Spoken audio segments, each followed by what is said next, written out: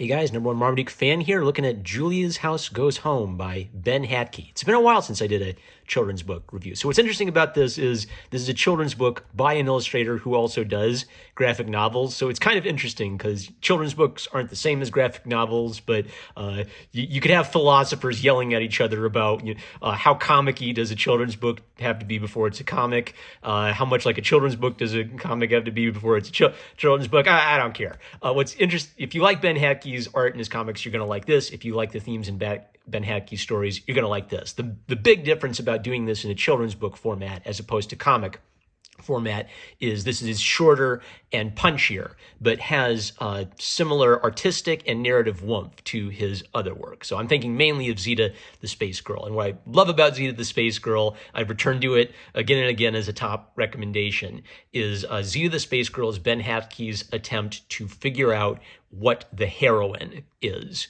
And I think a lot of modern internet arguments about Mary Sue's and, the feminist, strong female protagonist characters stem from we don't know how to write a heroine in modern stories. It's kind of like how nobody knows how to write a good man anymore. So a lot of the modern famous male characters are anti-heroes. Mr. White in Breaking Bad, he's a strong, tough, masculine man, but he makes methamphetamine, right?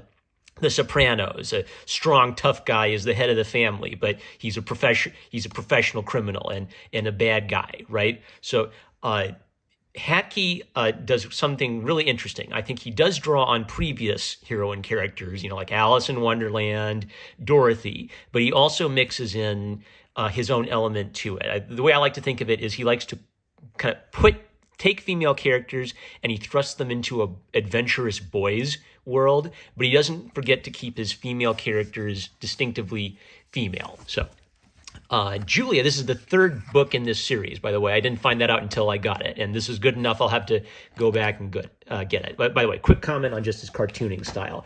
I describe it as sort of Charles Schulz plus Bill Watterson. He has sort of a Charles Schultzian, sweet, simple style of illustrating expressions in people, but a Bill Wattersonian interest in complexity and detail. So even though this is the third book, I was able to grasp everything. So Julia, our redheaded protagonist, has a home, a house that she keeps for lost creatures, but just because she has a house doesn't mean she has a home.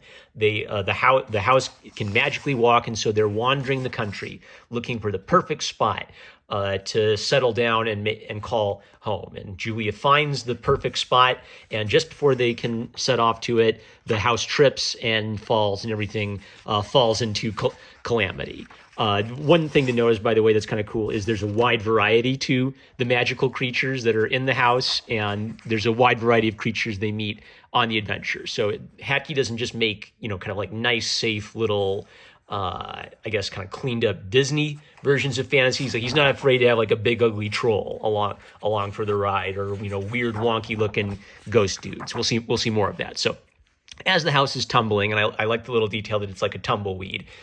Excuse me. I have a little cough. So Julia falls off her house. She grabs onto the sign and it plonks off with her, and she goes down into a cave, just like Alice tumbling down the rabbit hole. So all she's got with her is this sign, and she carries it with her like a shield. And I was thinking, okay, she can like fight a dragon with it or something. No, Julia doesn't end up like beating anybody up and having to use this as a shield in action, but she carries it with her kind of like a shield. It's like a defense.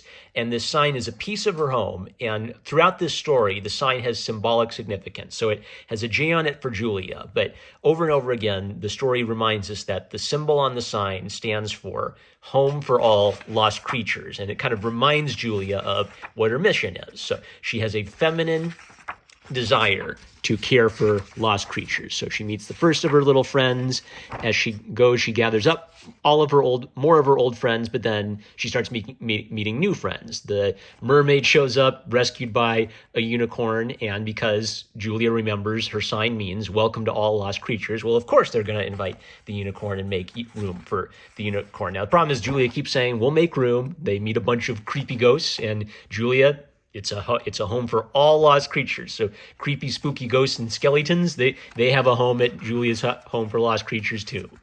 We'll make room.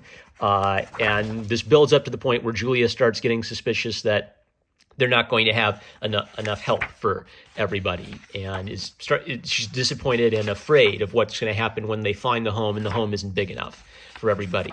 They stumble across the doorknob from her house, and she is afraid she's going to have to admit that she doesn't have enough home for everybody. Just at that moment, a giant rock monster arises and says, "Oh, a house? Well, it went rolling over that way, but there wasn't much left of it."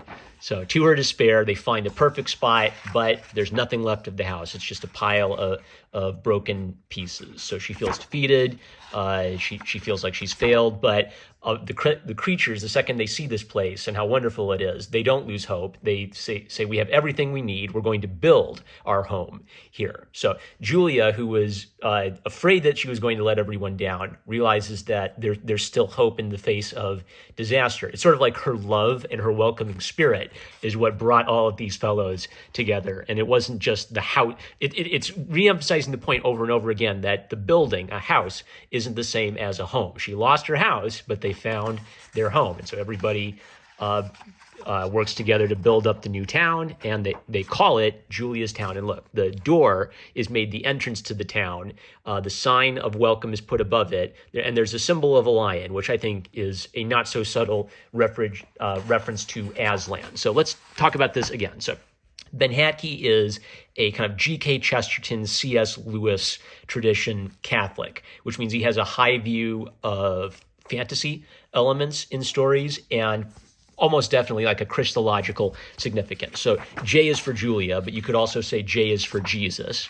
Even as she's carrying it, it kind of is a little evocative of John the Baptist holding up a staff with a cross on it in Renaissance paintings. So Julia could be a Christ figure, or she could maybe be if we're going the Catholic angle, maybe a Marian figure or a saint figure that is guiding lost souls toward eternal peace and eternal rest. And so the Christian significance of it is that the material world isn't the most important aspect. The important aspect is the love you bring into the next world. And the Lewisian Chestertonian influence is that next world isn't static and boring and bland. It's not a view of heaven as just fluffy white clouds with, angels playing harps on it and little butterfly wings. It's a view of heaven and a view of the paradisical where all of magic and all of imagination comes together in the end. So I really loved it. It's an effective children's book in that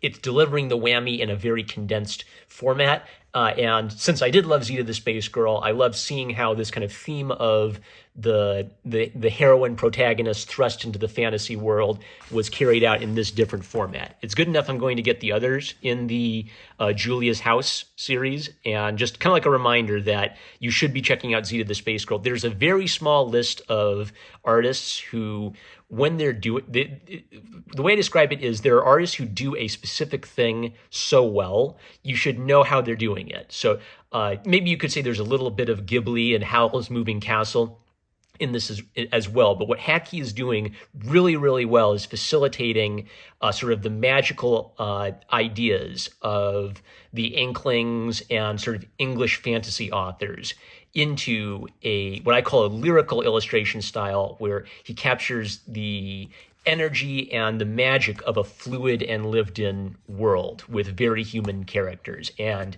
very well thought out, very carefully thought out female heroines. So if you're sick of Mary Sue's, support people who write non-Mary Sue female protagonists. That's it. That's the review. We don't need no stinking 10-minute videos for a kid's book. I'm number one Marmaduke fan. I love you guys. More to come.